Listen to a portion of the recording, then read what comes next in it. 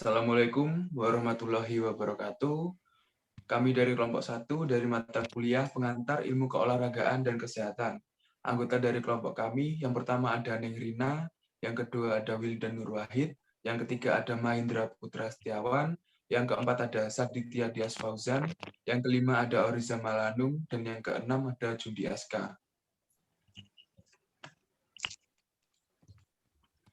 Pada kesempatan kali ini, atau pada presentasi kali ini, kelompok kami akan membahas tentang adaptasi pada latihan.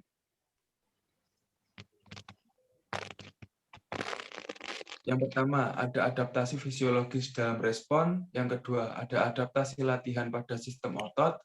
Dan yang ketiga, ada adaptasi latihan pada kardiovaskuler.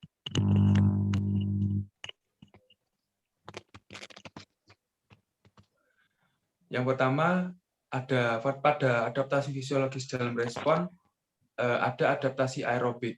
Adaptasi aerobik terbagi menjadi 3. Yang pertama ada stroke volume atau volume darah yang dipompa dari jantung kanan ke bagian jantung kiri. Yang kedua ada cardiac output atau volume darah yang dipompa dari jantung bagian kanan dan kiri selama 1 menit atau per menit.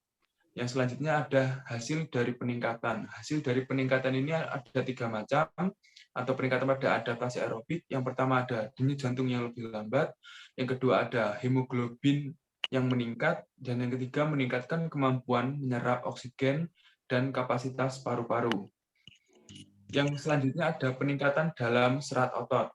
Yang pertama ada peningkatan enzim aerobik, yang kedua ada peningkatan mitokondria, kepadatan mitokondria, yang ketiga ada kepadatan kapiler, yang keempat ada peningkatan mioglobin pada otot, dan yang kelima meningkatkan kapasitas tenaga dari hal-hal tersebut, meningkatkan jumlah peredaran oksigen pada otot dan bagian tubuh lainnya yang bekerja, sehingga tubuh dapat melakukan kegiatan yang lebih intensif dan lebih lama.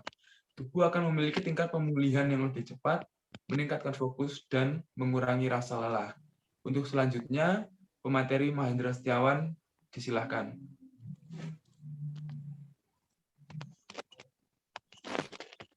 Yang selanjutnya merupakan muscle hypertrophy. Muscle hypertrophy merupakan pertumbuhan pada sel-sel otot sehingga otot tumbuh menjadi lebih besar. Hal ini dikarenakan hasil dari latihan yang terus-menerus dengan intensitas yang tinggi. Selain itu, sebagai tambahan, terdapat juga hiperplasia. Hiperplasia merupakan penambahan jumlah sel-sel baru pada otot. Terdapat adaptasi yang terjadi dalam serat otot seperti diantaranya yang pertama peningkatan enzim, kedua peningkatan kreatin, yang ketiga proses penghilangan laktat yang lebih cepat. Perubahan ini menyebabkan seseorang dapat beraktivitas dengan lebih lama, memiliki tenaga yang lebih banyak dan stabil, dan memiliki proses pemulihan yang lebih cepat. Slide selanjutnya. Yang selanjutnya merupakan sistem otot. Adaptasi fisiologis kronis terjadi dikarenakan proses hipertrofi otot. Otot akan tumbuh bukan karena banyaknya sel otot yang bekerja, tetapi dikarenakan sel otot yang tumbuh dan membesar. Sedangkan hiperplasia pada otot sendiri diperkirakan hanya menyumbang 5% dari pertumbuhan otot. Peningkatan kekuatan tendon.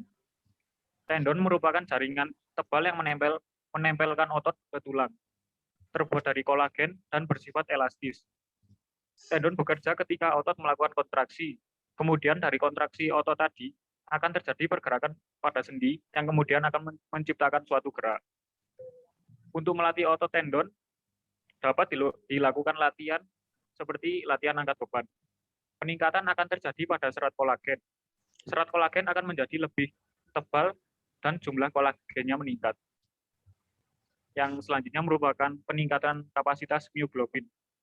Mioglobin merupakan protein yang berwujud bulat dan ditemukan pada jaringan otot. Tugas dari mioglobin sendiri adalah merekat oksigen dan menyimpannya, sehingga otot dapat bekerja. Kapasitas mioglobin akan meningkat dengan seiringnya berjalannya proses latihan. Dengan kapasitas yang banyak, maka otot akan memiliki pasokan oksigen yang lebih banyak dan otot mampu bekerja dengan lebih baik. Selanjutnya akan dilanjutkan oleh Mas Adit. Baik, selanjutnya yaitu adaptasi fisiologis kronis jangka panjang.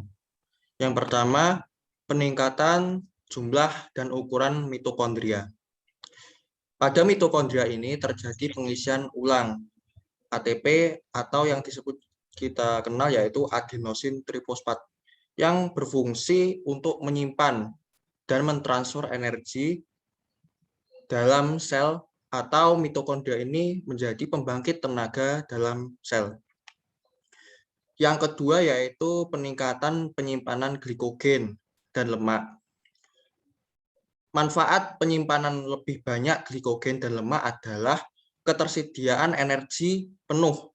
Cara meningkatkan penyimpanan glikogen pada otot adalah makan CHO dalam 2 jam latihan, sebelum latihan. Dan bisa menambahkan kafein. Nah, kafein ini bisa didapat dari kopi, trigliserida, atau injeksi pada otot. Karena suplai darah yang lebih besar dapat meningkatkan sebagai akibat dari latihan daya tahan intensitas rendah ataupun sedang. Selanjutnya yaitu peningkatan kekuatan otot. Peningkatan kekuatan otot bisa dilakukan dengan cara latihan angkat beban. Keuntungan atau benefit utama yaitu 6 minggu pertama karena jalur neurologis yang lebih baik. Keuntungan lainnya yaitu kekuatan otot, size otot juga akan bertambah. Selanjutnya peningkatan toleransi terhadap laktat. Asam laktat adalah sisa metabolisme tubuh yang dihasilkan dari sel otot dan sel darah merah. Asam laktat ini diproduksi dari respirasi anaerob. Asam laktat ini dianggap mempengaruhi kemampuan otot untuk berkontraksi, mempertahankan kekuatan tubuh menyebabkan tubuh menjadi lelah pada saat setelah beraktivitas. Akan tetapi apabila sering beraktivitas, tubuh bisa mentoleransi asam laktat tersebut dan tidak mudah capek. Selanjutnya dilanjutkan oleh Mas Jundi.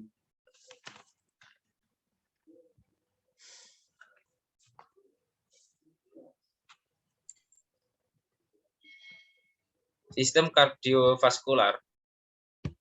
3. Adaptasi fisiologis kronis jangka panjang. Hipertrofi jantung. Hipertrofi jantung meningkat saat istirahat, berolahraga, penurunan tekanan darah saat istirahat, menurunkan denyut jantung waktu pemulihan, dan peningkatan volume darah.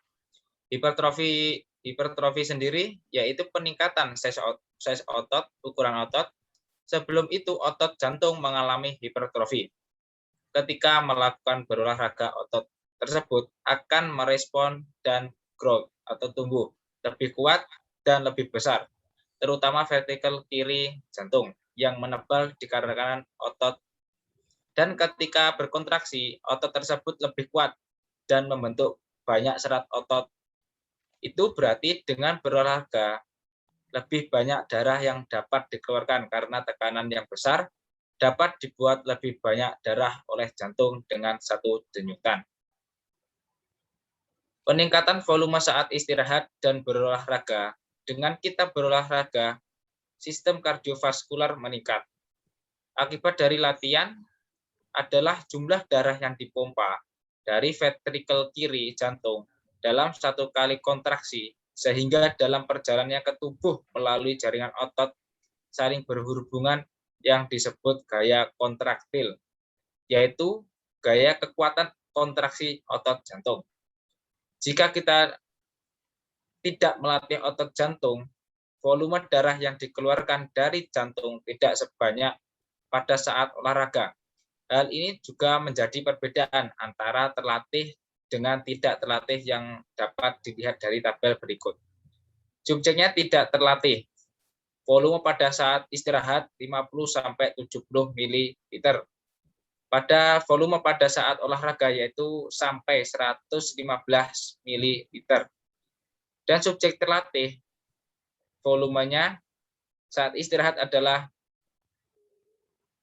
90 sampai 110 ml dan volume saat berolahraga sampai 180 ml. Bisa disambung berikutnya. Penurunan denyut jantung pasca istirahat. Pada saat istirahat, denyut nadi menurun. Namun saat itu juga pada saat istirahat, curah jantung tetap sama dalam terlatih dan tidak terlatih. Orang yang melakukan olahraga secara konsisten dan melakukan latihan menyangkut kardiovaskular, denyut jantungnya pada saat istirahat cenderung lebih rendah daripada yang tidak berolahraga. Slide selanjutnya akan dijelaskan oleh Neng Rina.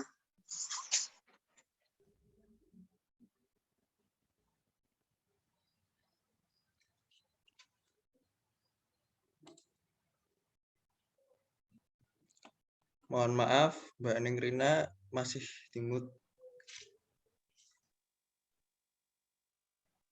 Manfaat dari latihan kardiovaskular. Manfaat atau keuntungan dari latihan kardiovaskular adalah melatih otot rangka dan alveolus, yang berarti jumlah kapiler mengalami peningkatan serta kepadatan terjadi di dua posisi, baik di otot dan di alveolus. Nah, sehingga hal ini tentu menjadi menguntungkan karena jumlah oksigen yang disuplai berhubungan dengan jumlah darah yang dibawa ke otot. Jika memiliki jumlah kapiler yang meningkat, berarti memiliki lebih banyak pasokan darah yang mengalir melalui otot, sehingga manfaat sederhananya yaitu membawa lebih banyak oksigen ke otot. Nah, untuk meningkatkan metabolisme glukosa dan lemak fat di otot. Nah, manfaat dari latihan kardiovaskular yaitu penurunan tekanan darah saat istirahat, sehingga tekanan darah atau terhindar hipertensi. Nah, salah satunya yaitu latihan aerobik. Latihan aerobik adalah rangkaian gerakan yang terpola maupun tidak terpola, disertai dengan irama musik yang memiliki ketentuan ritmis, kesinambungan, dan durasi tertentu. Selanjutnya ada penurunan waktu pemulihan detak jantung. Pemulihan detak jantung yaitu ukuran berapa lama waktu dibutuhkan untuk berolahraga untuk kembali beristirahat. Nah, semakin lama detak jantung kembali normal, untuk pulih semakin lama juga untuk fit atau berpotensi tidak sehat.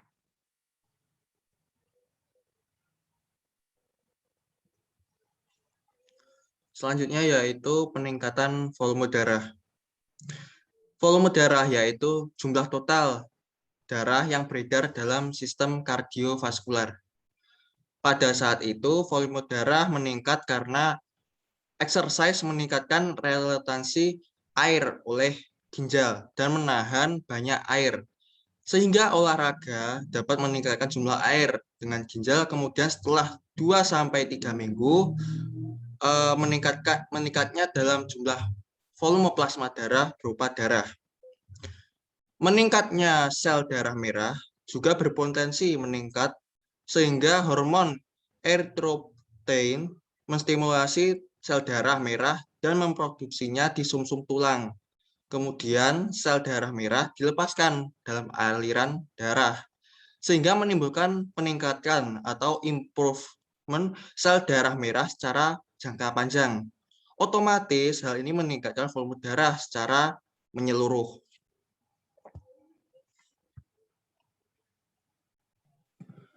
Baik, sekian presentasi dari kelompok kami mengenai adaptasi pada latihan. Kurang lebihnya mohon maaf. Wassalamualaikum warahmatullahi wabarakatuh. Waalaikumsalam. Waalaikumsalam warahmatullahi wabarakatuh. Waalaikumsalam warahmatullahi wabarakatuh.